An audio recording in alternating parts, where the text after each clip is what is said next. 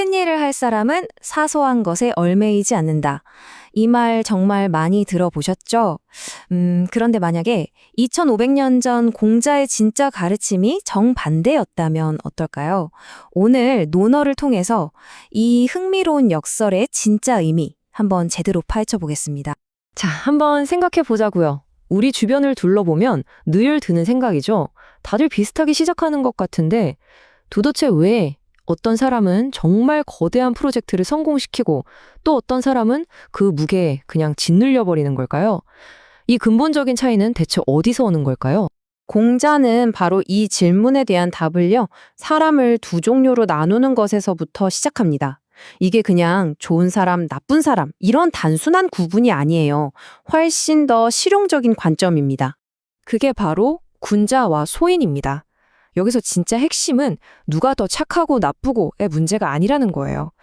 그 사람이 감당할 수 있는 책임의 그릇, 그 크기 자체가 다르다는 거죠. 군자는 큰 책임을 질 수 있는 사람, 소인은 아쉽지만 그러지 못하는 사람, 딱 이렇게 나뉩니다. 그런데 말이죠. 바로 이 지점에서 오늘날 우리가 가장 크게 오해하는 부분이 생겨납니다. 논어에 나오는 아주 유명한 한 구절 때문인데요.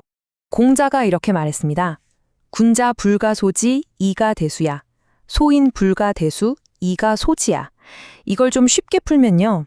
군자는 자잘한 일로는 그 진가를 알 수 없지만 큰 일은 맡길 수 있고, 소인은 큰 일은 맡길 수 없지만 자잘한 일로는 그 사람을 알 수 있다.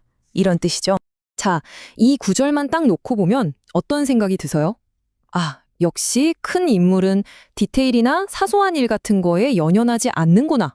이렇게 생각하기 정말 쉽죠. 하지만 과연 이게 공자가 말하려던 전부였을까요?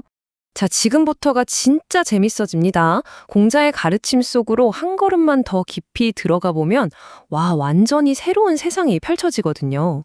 군자와 소인을 가르는 결정적인 차이점, 그건 겉으로 보이는 기술, 그러니까 우리가 흔히 말하는 스펙이 아니라는 겁니다. 진짜 중요한 건 바로 그 사람 내면의 그릇, 즉 근본적인 역량의 크기인 거죠. 그럼 이런 질문이 생기죠. 그 그릇은 어떻게 키울 수 있는 걸까요? 공자는 그 해답으로 수신양성을 이야기합니다. 밖으로 보이는 성과를 쫓기 전에요. 먼저 자기 자신의 몸과 마음을 닦고 성품을 기르는 이 과정. 이게 바로 큰 일을 감당할 수 있는 그릇을 만드는 유일한 길이라고 본 겁니다.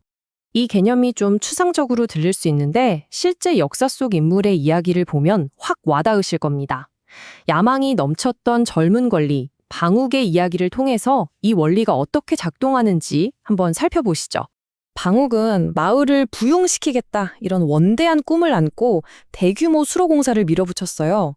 목표는 정말 훌륭했죠.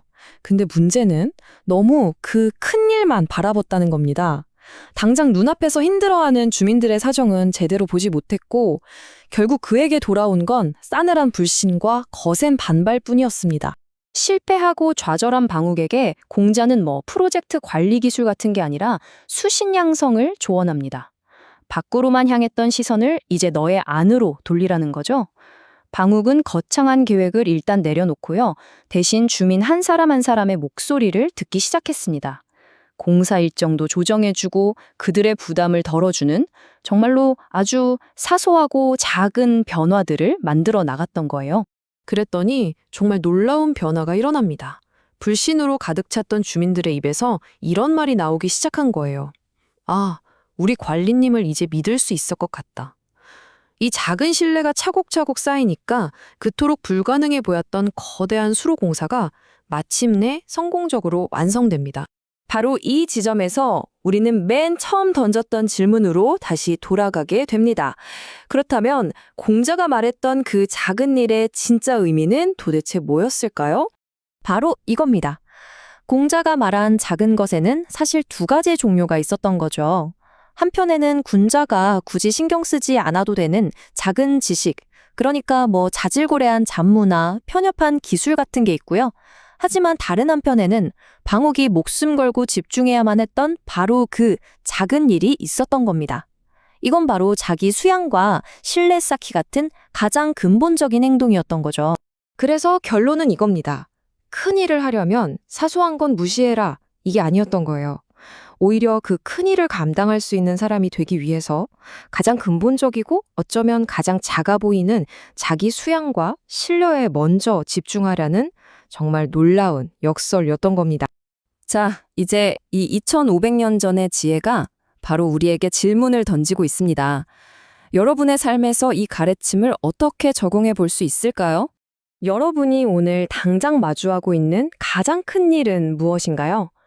그리고 그 일을 진정으로 감당해내기 위해서 오늘 바로 시작할 수 있는 가장 작은 수양은 무엇일지 한 번쯤 생각해 보시면 어떨까 싶습니다.